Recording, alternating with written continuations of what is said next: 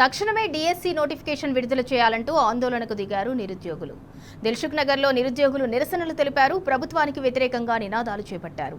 Teacher పోస్టులను వెంటనే భర్తీ చేయాలంటూ డిమాండ్ చేశారు. నిరుద్యోగులను రేవంత్ సర్కార్ నిండా ముంచిందని ఆగ్రహం వ్యక్తం చేశారు. నిరుద్యోగుల ఆందోళనపై మరింత సమాచారం మా ప్రతినిధి యాసర్ అందిస్తారు.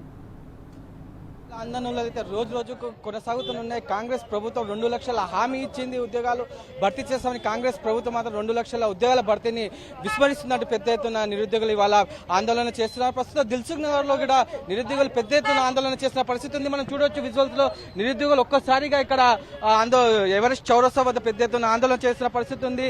ఏదైతే డిఎస్సి ఉద్యోగాలు వెంటనే భర్తీ నోటిఫికేషన్ వేయాలంటే పెద్ద ఎత్తున ఆందోళన చేస్తున్న పరిస్థితి అయితే మనకు ప్రధానంగా కనిపిస్తుంది. పెద్ద ఎత్తున ర్యాలీ నిర్వహించారు. కాంగ్రెస్ ప్రభుత్వానికి వ్యతిరేకంగా నినాదాలు చేశారు. కాంగ్రెస్ ప్రభుత్వం వచ్చింది, మమ్మల్ని మోసం చేసిందంటూ పెద్ద ఎత్తున ఆందోళన చేస్తున్న పరిస్థితి అయితే ఉంది. మనం చూడొచ్చు, ఉపాధ్యాయుల పోస్టులు భర్తీ చేయండి, విద్యా వ్యవస్థను బలోపేతం చేయండి అంటూ పెద్ద ఎత్తున అయితే నిరుద్యోగులు ఆందోళన చేస్తున్నారు. కానీ కాంగ్రెస్ ప్రభుత్వం మాత్రం పట్టించుకోవడం లేదంటూ ప్రధానంగా అయితే ఆగ్రహం వ్యక్తం చేస్తున్న పరిస్థితి ఉంది. ఇప్పటికీ విద్యాశాఖ మంత్రి రేవంత్ రెడ్డి ఉన్నారు, కానీ విద్యాశాఖను బలోపేతం చేయకుండా రేవంత్ రెడ్డి నిర్వీర్యం చేస్తున్నారని పెద్ద ఎత్తున మండిపడుతున్న పరిస్థితి ఉంది. ప్రస్తుతం మనతో కొంతమంది డిఎస్సి సంబంధించిన నిరుద్యోగులు ఉన్నారు. చెప్పండి, మీ సమస్య ఏంది? ప్రభుత్వం డిఎస్సి నోటిఫికేషన్ జాప్యం చేయడం ఎలా చూస్తారు మీరు? కాంగ్రెస్ ప్రభుత్వం ఏర్పడిన మొదటి సంవత్సరంలోనే 2 లక్షల ఉద్యోగాలు ఇస్తా అని నిరుద్యోగులను నట్టట్ట ముంచింది. కానీ మేము ఏర్పడిన మొదటి సంవత్సరంలోనే 25,000 పోస్టులతో మెగా డిఎస్సి నోటిఫికేషన్ విడుదల చేస్తామని చెప్పి అదేదో ఆరాకోరా పోస్టులు 5,900 పోస్టులు ఇచ్చి గత ప్రభుత్వం ఇచ్చిన 5,000 పోస్టులను కలుపుకొని 11,000 పోస్టులతో డిఎస్సి నోటిఫికేషన్ విడుదల చేసింది. ఆ సందర్భంలో మేము సార్ మాకు డిఎస్సి నోటిఫికేషన్ కి మీరు పరీక్షలు రాయాలంటే కొంత సమయం ఇవ్వండి అని అడిగాం.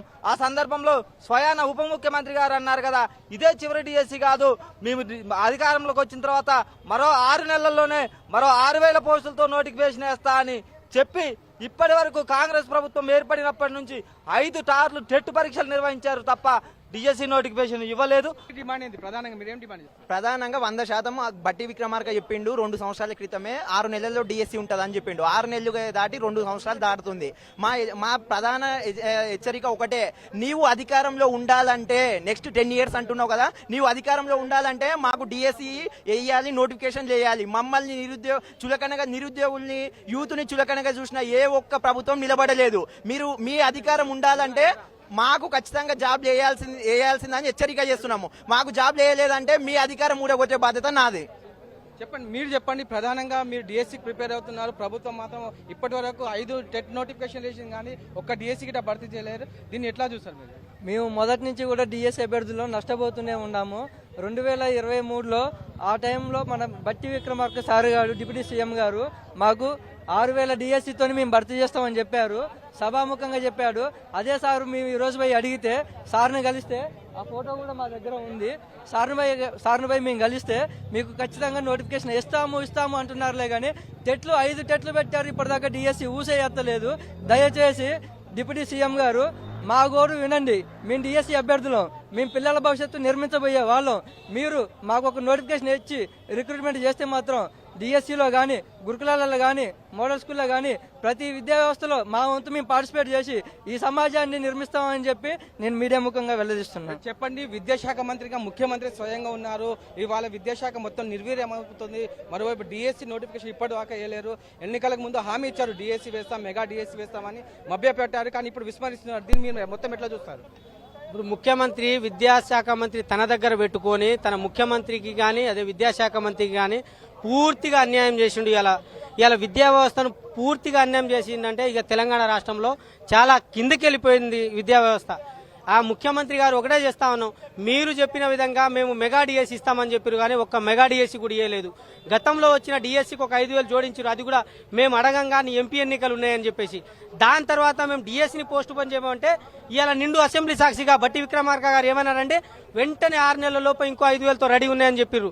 ఇవాళ విద్యా వ్యవస్థలో ఉన్న స్కూళ్ళన్నీ కూడా మూసేసే పరిస్థితికి దిగజారిందంటే అది రేవంత్ రెడ్డి విద్యాశాఖ మంత్రి వాళ్ళని చెప్పేసి స్పష్టంగా అర్థమవుతా ఉంది.